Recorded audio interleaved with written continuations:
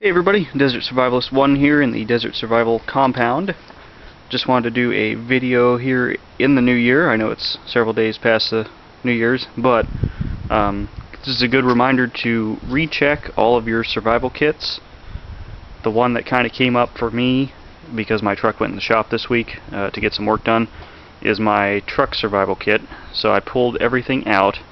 I think several years ago I did a car survival kit and showed you guys kind of what I carried in that. I wanted to show you what I've updated to. Your kit may differ from what I'm showing you here, just based on region and type of vehicle and so forth. The first thing I kind of considered when I was building this kit is I wanted to go with kind of low-end stuff. So a lot of the stuff you'll see, you go, man, that's not very good quality. I own one of the more commonly thefted vehicles.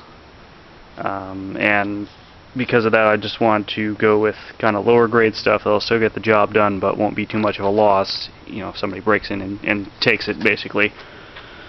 Also, my main consideration here is I live in the desert, where for a lot of the year my temperatures are at 110 or greater, which is magnified greatly inside your vehicle. Could be up to 140, 150 in there. So I can't keep really anything too perishable like food, water, or first aid stuff. I tried keeping a first aid kit in there for a while. The bandages, got all crinkly and stuff dried out, and MREs would go bad, and so I kind of left all that stuff out there. And for longer trips, I take a 24-hour bag with that kind of stuff in there. So just to show you, that's none of that perishable junk's going to be in here. This is kind of just stuff that will survive a very hot summer repeatedly. So I've kind of broken it down into several categories.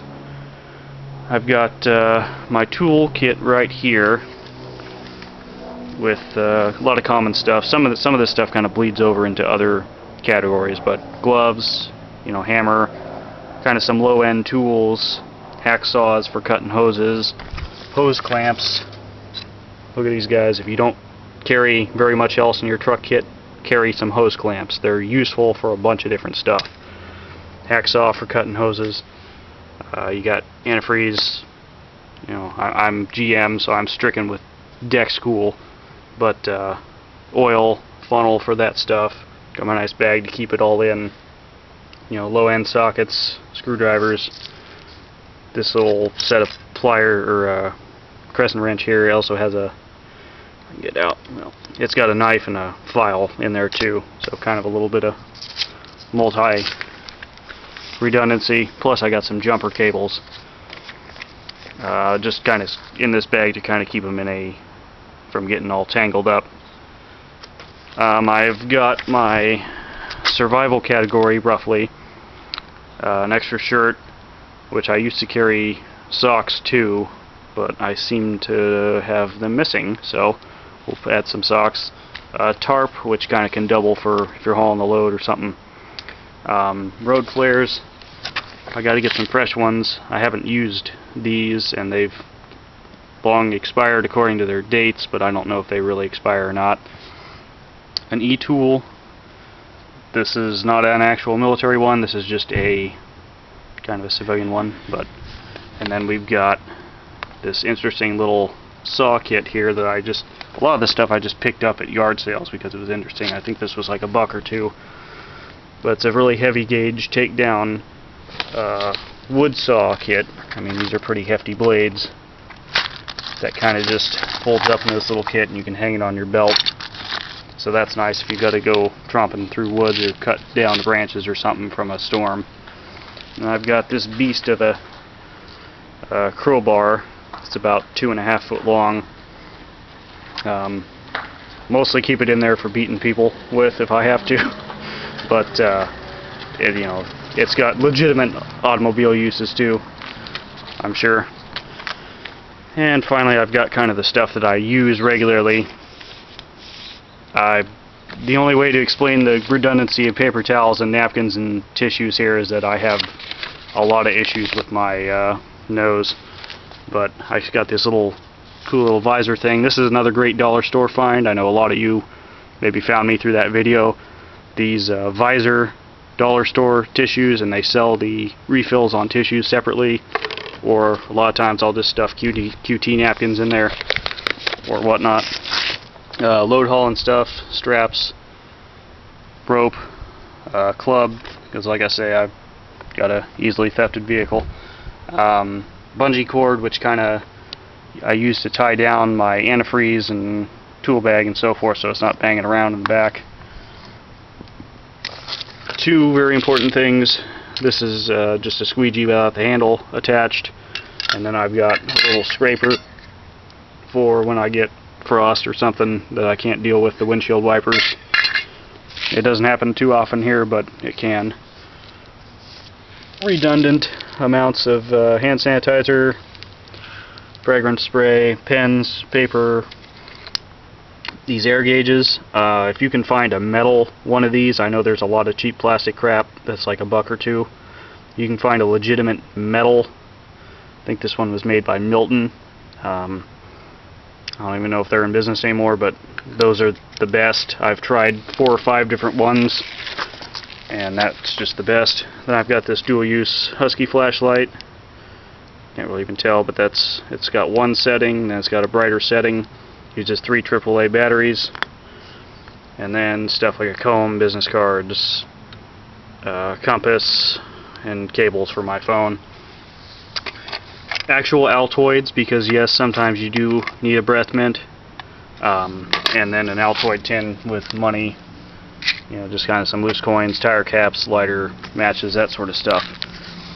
So that's basically what I carry in my truck at all times. The concept of the vehicle kit is more to get you to X location, more so than just, you're not trying to live off this stuff, but if an emergency hits and you're away from home or wherever your cache location or wherever you're working out of, this is more to get you home to your base camp or whatever you want to call it. And also the main secondary thing is to resolve any mechanical issues. I know in this day and age, tow trucks, everybody's got, I have AAA, but sometimes it's just faster to be able to fix it yourself with certain stuff, or if you're stuck miles and miles from any help, you want to be able to fix this stuff. Now I will add a few things to this toolkit if I'm going out of town or something, just to kind of beef it up to where I can handle anything. I have larger pairs of pliers and longer screwdrivers and so forth. And the thing about the tool kit, if you've ever done any maintenance on your vehicle, you kind of know what size bolts and what's what common. On mine, it's 10 millimeter, 15 millimeter. I have a lot of bolts with that, so that's kind of what I focus on, although I do carry a full set of wrenches.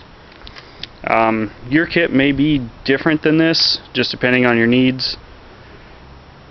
If you live in the city and you drive a Passat or something, your needs may be different than the farmer that drives around 100 acres on his pickup truck. So flex your kit to fit your life would be my advice.